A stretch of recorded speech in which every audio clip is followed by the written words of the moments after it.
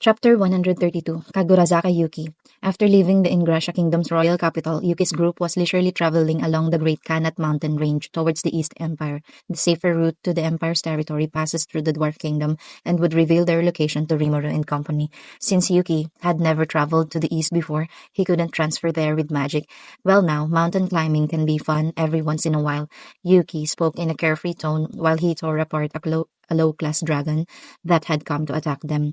Kagari responded by shrugging her shoulders, while Yuki's supervisors, who he'd formerly dispatched to several countries and were his trusted retainers, remained silent, observing their surroundings quietly. Yuki, bored by their response, looked up at the summit. The route Yuki's group was following was one that passed above the Dwarf Kingdom and was rarely traversed. The wild dragons that inhabited the area were a high-class life form that could understand human speech if it became a higher species. They were uninvited guests on these mountains, so it would become troublesome if they were discovered by a king-class dragon. Aware of this, Yuki and company advanced carefully, compared to Yuki, who seemed to be having fun. Shadows of fatigue could be seen in his subordinates. It wasn't surprising since they had been attacked by lower-class dragons once every hour. Up to 5 dragons have attacked at once.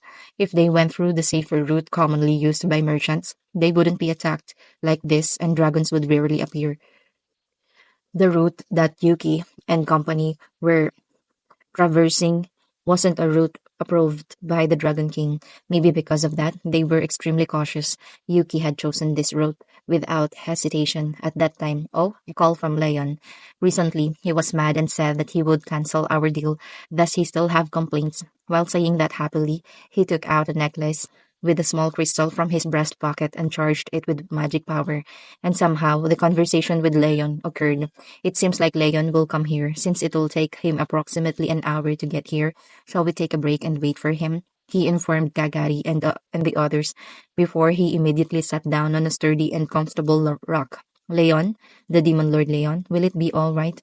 Is there a possibility that it's the Demon Lord Rominas and company? Is it fine for our location to be given that easily? So his subordinates and Kagari questioned.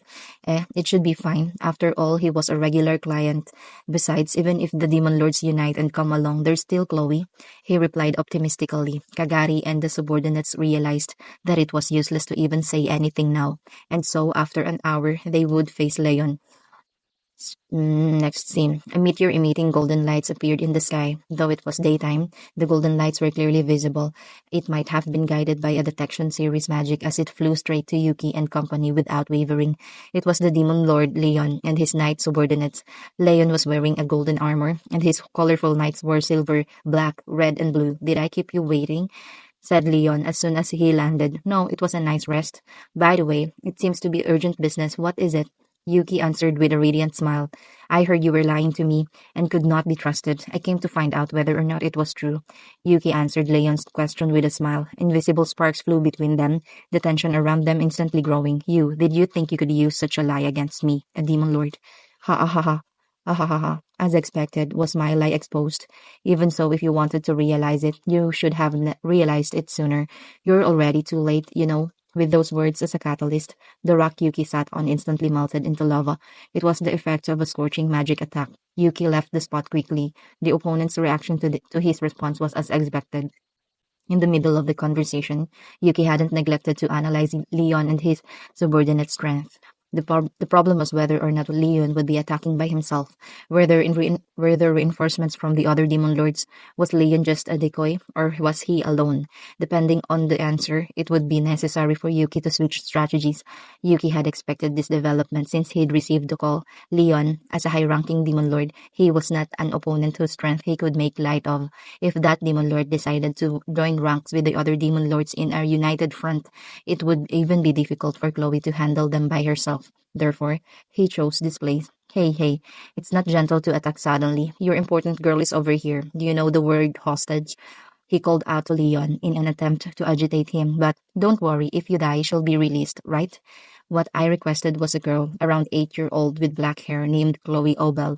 She's already grown up and is standing right there. Leon ignored Yuki and denied his words strongly. Hearing Leon's words, the girl with black hair Chloe opened her eyes. Leon Onichan, you're alive? She murmured lightly in surprise with a voice full of nostalgia. It can't be helped if it was exposed. I kept quiet about having kept Chloe Chen as a trump card against the Demon Lord. However, somehow, for a certain period of time, I had forgotten about it. When I remembered, she had already grown up as a hero. Yuki mocked Leon. Furthermore, he continued, even so, it can't be helped, right? You are a wicked demon lord. To exterminate you is the hero's task, right? If you think about it, it is a pleasant miscalculation that Chloe grew into a hero. So Yuki declared, without letting his heart be disturbed by Yuki's response. Leon said, Phew, is that the only thing you want to say? Then you shall die, satisfied. Leon started attacking Yuki with a high output magic, and so the battle between Leon and Yuki began. Next scene. The heat wave from the magic closing in on Yuki raged to violently burn his body. Yuki looked at the heat wave with a refreshed expression, and the small grin floated on his face. Mostly, it was just as planned, but it wasn't going exactly as he'd wanted. He had considered the possibility of an attack from several demon lords, but judging from the current situation, it was only Leon. Hypothetically, in case the three demon lords Rimuru, Ruminas, and Leon came to attack him together, the probability of winning would be small, even if he let Chloe participate in the battle. But it was an assumption that Rimuru and Ruminas would unite and attack him. It was unexpected that Leon would participate in the battle. But since Chloe was involved, it was certain he would have become hostile sooner or later. If he thought about it, it was unexpected that the girl who Leon had entrusted to him had become a hero. Ever since he'd learned of it, he had always been aiming for an opportunity to snatch away the sleeping hero enshrined by Ruminas.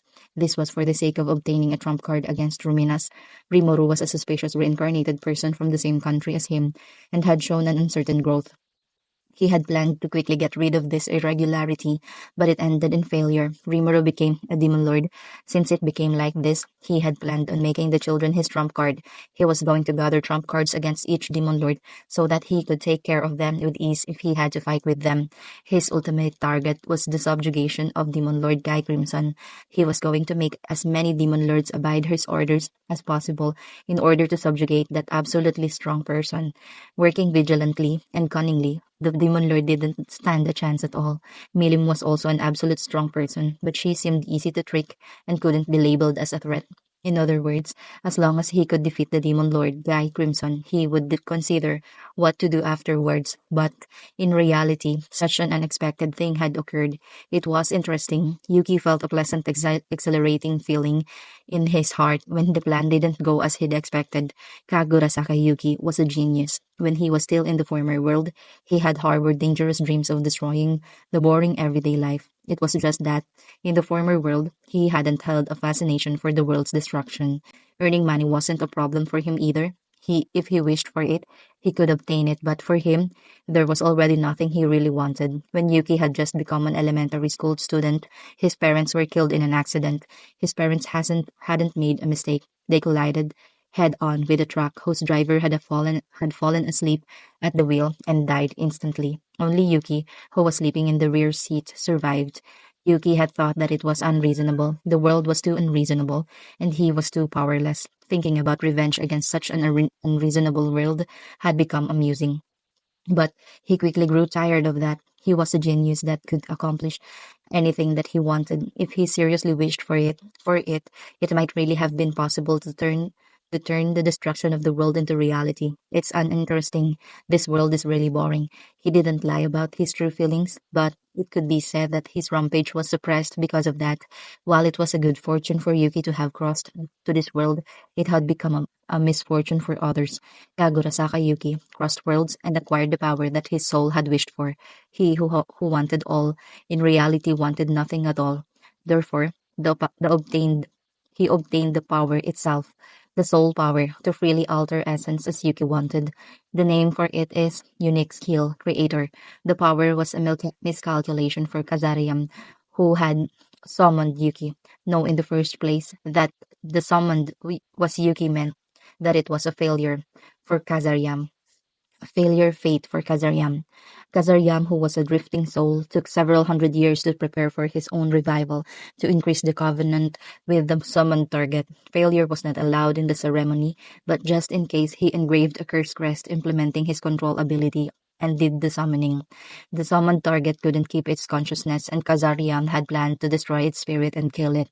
Afterwards, he was going to snatch the power of the soul and take over the body in order to revive. The covenant that should have been perfect was easily broken by Yuki, the summoned target.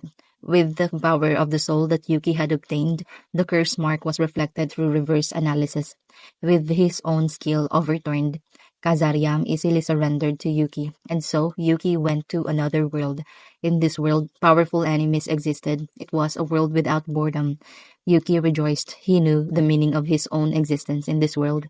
Let's bring destruction to this world. If you want to stop me, then show me if you can. It was Yuki's code of conduct, a warped retribution against such unreasonable world. Therefore, Yuki doesn't get impatient. It doesn't even matter if he fails. In case he succeeds, then the world will be destroyed, and he may die in highest pleasure and joy. Perhaps he would create a new world and become its god, but Yuki hasn't thought that far ahead. His desire is to challenge the world. It's to fulfill his warped desire. Yuki understood the world structure with his genius. First of all, he grasped the principle of summoning in the world and created the unique skill, Summoner. After that, from Kazariam's skill, he created the unique skill, Ruler.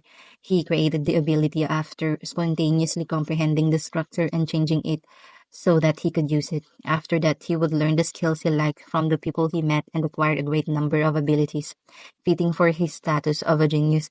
He didn't need a lot of time to obtain overwhelming power.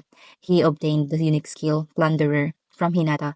Her mathematician skill wasn't necessary for him. The reason was that his thought speed was better.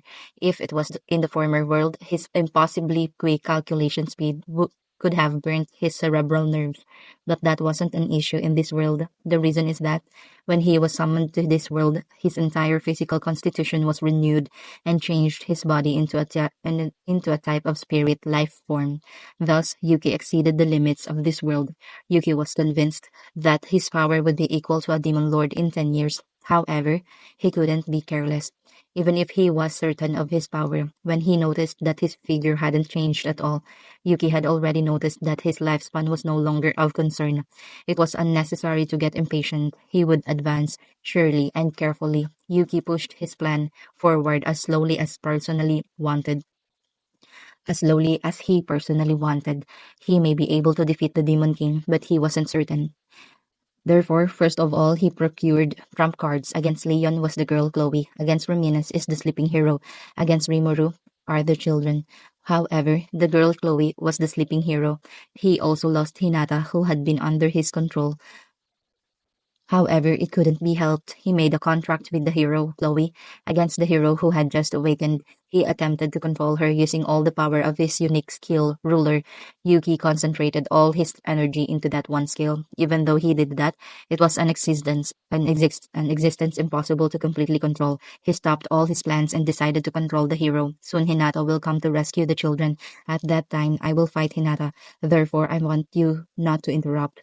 It was a mistake to bet against the hero Chloe, who said could predict the future. According to Yuki's prediction, the one who would come was Rimuru, who had become a demon lord. When Rimuru came, he was going to let Chloe fight him, and at that time he intended to gain control over him. But Yuki realized the optimism of his own thought as the best resulted is fair. As the bet resulted in failure, the hero Chloe was likely an existence outside of the world's law. Even with his ruling ability, she was an existence that couldn't be completely dominated. She was an existence he couldn't fathom, even with analysis. However, fortunately, he succeeded in engraving the curse seal on her. Even when he used all of his soul's power, it was still impossible to control her. Even so, he could command her for 3 orders. Still, this girl had immeasurable potential, but the plan failed completely. Even so, obtaining this hero still had some potential significance. Above all else, it was a mess. It had become very interesting. The demon Lord Leon was before him. It was certain that this man was superior to him. Even with Yuki's ability, he was an opponent that couldn't be read. With Yuki's ability, he could analyze a normal, unique skill right away. If he couldn't read it, then the opponent's rank was higher than unique skill. According to Kazarian, she said the attack was a current of light that destroyed all. It reminded him of the disintegration that Hinata used. It was the strongest holy magic, but Leon didn't need to chant. It also seemed to that He could activate it instantly and without limit. Just thinking about it made him tremble with excitement and confirmed acquisition of ultimate skill. Greedy King Mammon succeeded. The voice of the world echoed. On this day, at this moment, in this place, the worst devil was born. End of chapter 132.